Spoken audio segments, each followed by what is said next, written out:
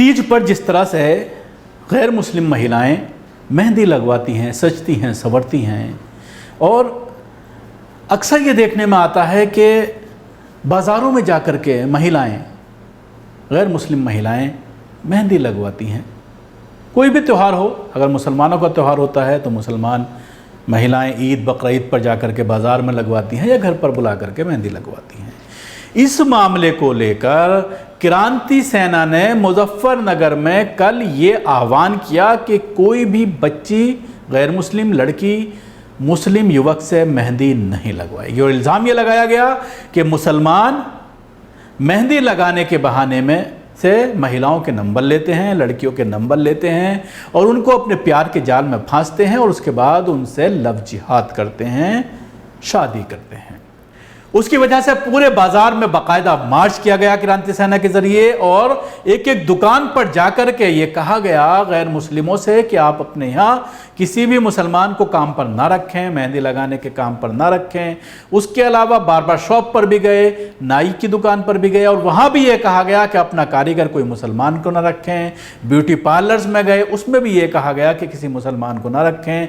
किराना की दुकानों में, जनरल दुकानों में भी जाकर के ये कहा गया कि आप अपने यहाँ किसी भी एम्प्लॉय को मुसलमान ना रखें। इस तरह का नफरती मार्च चलता रहा, पुलिस देखती रही। अब पुलिस ये कह रही है कि इसमें हम जांच कर रहे हैं और जांच के बाद कानूनी कार्रवाई की जाएगी।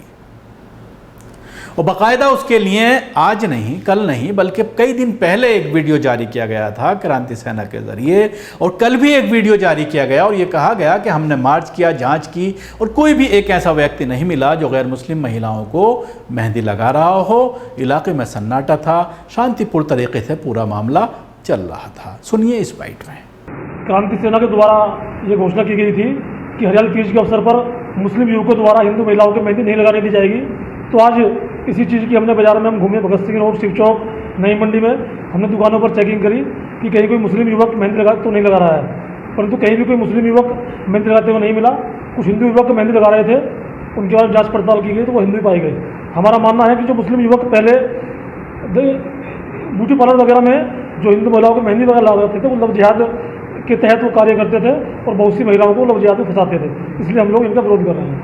तो क्या अपील करते हैं? कल तीज का त्यौहार है, हमने ये अपील करी, सब दुकानदारों से हमने अपील की कि अपने यहाँ किसी भी मुस्लिम युवक को इस अवसर पर काम न दें और कोई भी महिलाओं की कटिंग, सौंदर्य या मेकअप वगैरह जो भी कराना है किसी मुस्लिम कारीगर को अपने यहाँ न रखें। और सभी व्यापारियों ने हमें आश्वासन दिया किसी भी मुस्लिम युवक को अपने यहाँ नहीं रखेंगे। अगर कोई पाया जाता तो नहीं, कोई पाया जाएगा तो उसको अपने स्टाइल से मिल देंगे। हम लोग लगातार नजर रखे हुए हैं और हमारे लड़के शाम के टाइम भी घूमेंगे क्षेत्र पर और ध्यान रखेंगे। तो देखा किस तरह से मजहब के नाम पर, लव जिहाद के नाम पर बार बार मुसलमानों को निशाना बनाया जा रहा है।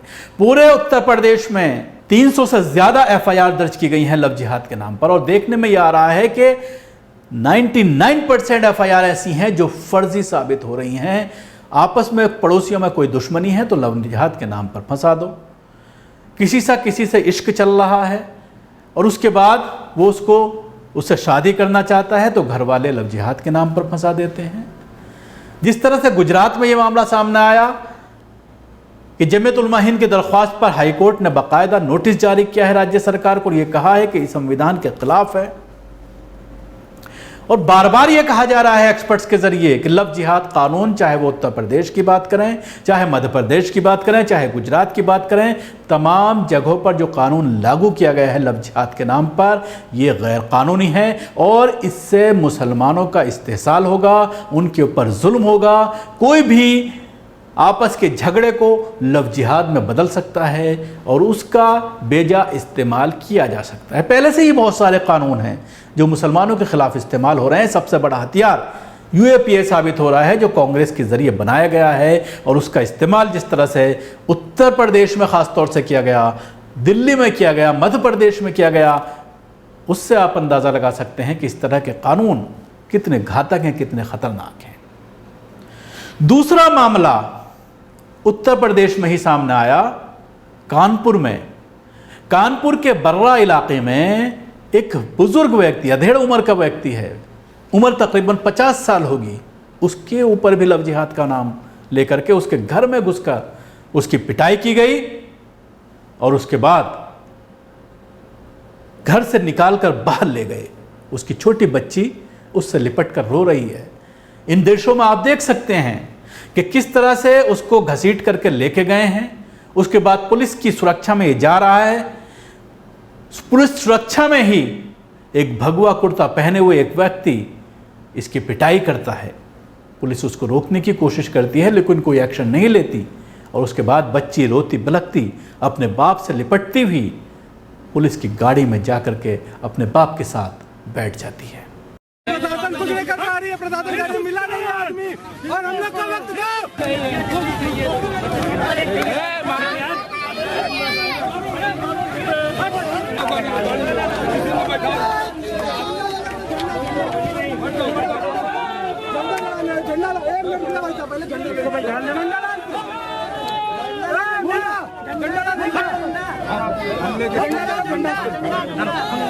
क्यों अभी हिंदुस्तान मुर्दाबाद के नारे नहीं लगाया हमने।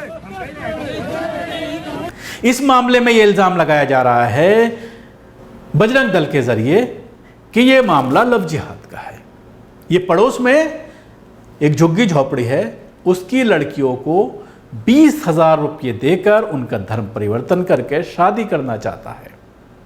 यह इल्जाम लगाया गया और उसके बाद बजरंग दल वहां पर पहुंचा।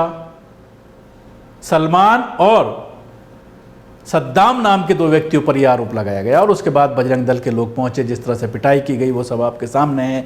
पुलिस घटनास्थल पर पहुंची। आला अधिकारियों का यह कहना है कि इस पूरे मामले में एफआईआर दर्ज कर ली गई है और कानूनी कार्रवाई की जा रही है।